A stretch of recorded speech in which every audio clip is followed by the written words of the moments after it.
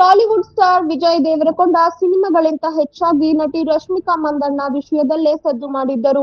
ಇದೀಗ ಮದುವೆ ಬಗ್ಗೆ ಪ್ರತಿಕ್ರಿಯಿಸಿರೋ ವಿಜಯ್ ದೇವರಕೊಂಡ ಲವ್ ಮ್ಯಾರೇಜ್ ಆಗುವುದಾಗಿ ಹೇಳಿದ್ದಾರೆ. ಫ್ಯಾಮಿಲಿ ಸ್ಟಾರ್ ಚಿತ್ರದ ಪ್ರಚಾರ ಕಾರ್ಯಕ್ರಮದಲ್ಲಿ ಭಾಗಿಯಾಗಿದ್ದ ವೇಳೆ ವಿಜಯ್ ದೇವರಕೊಂಡಗೆ ಮದುವೆ ಪ್ರಶ್ನೆ ಎದುರಾಗಿದೆ. ಫ್ಯಾಮಿಲಿ ಸ್ಟಾರ್ ಸಿನಿಮಾದಲ್ಲಿ ನಟಿಸಿದ್ದೇನೋ ನಿಜ, ಹಾಗೆ ಇದೇ ವರ್ಷ ರಿಯಲ್ ಲೈಫ್ ನಲ್ಲೂ ಫ್ಯಾಮಿಲಿ ಸ್ಟಾರ್ ಆಗುವ ಸಾಧ್ಯತೆ ಇದೆಯೇ ಎಂದು ಪ್ರಶ್ನೆ ಮಾಡಲಾಗಿದೆ. ಆ ಪ್ರಶ್ನೆಗೆ ವಿಜಯ್ ದೇವರಕೊಂಡ ಪ್ರತಿಕ್ರಿಯಿಸಿ, ನಾನು ಖಂಡಿತವಾಗಿಯೂ ಮದುವೆ ಆಗುತ್ತೇನೆ. ನನಗೂ ಮದುವೆ ಆಗಬೇಕೆಂಬ ಆಸೆ ಇದೆ. ನನಗೂ ಮಕ್ಕಳು ಬೇಕು. ಆದರೆ ಈ ವರ್ಷ ಖಂಡಿತ ಅಲ್ಲ ಎಂದಿದ್ದಾರೆ. ಲವ್ ಮ್ಯಾರೇಜ್ ಆಗುತ್ತಿರೋ ಅರೇಂಜ್ ಮ್ಯಾರೇಜ್ ಆಗುತ್ತಿರೋ ಎಂಬ ಪ್ರಶ್ನೆಗೆ ಲವ್ ಮ್ಯಾರೇಜ್ ಆಗುತ್ತೀನಿ ಎಂದು ವಿಜಯ್ ಹೇಳಿದ್ದಾರೆ.